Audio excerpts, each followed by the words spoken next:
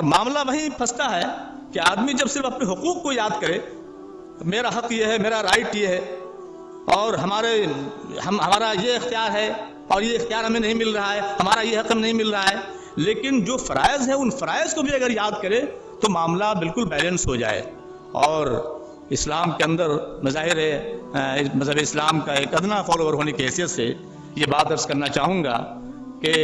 اللہ کے حقوق اور اللہ کے بندوں کے حقوق دو طرح کے حقوق ہیں۔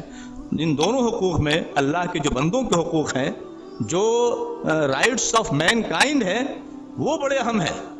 اور اللہ کے بندوں کے حقوق ظاہر ہے وہ حدیث پاک کی روشنی میں، قرآن مجید کی تعلیمات کی روشنی میں، کہ اگر ہم نے اللہ کا کوئی حق اگر ضائع کیا دانستہ یا نادانستہ تو اللہ رحمان ہے، رحیم ہے، اللہ تبارک و تعالیٰ اللہ سے معافی کی امید ہے، معاف کر دے گا۔ لیکن اگر اللہ کے بندے کا حق اگر ہم نے ضائع کیا تو اللہ تبارک و تعالیٰ نہیں معاف کرے گا جب تک یہ خود نہ معاف کر دے۔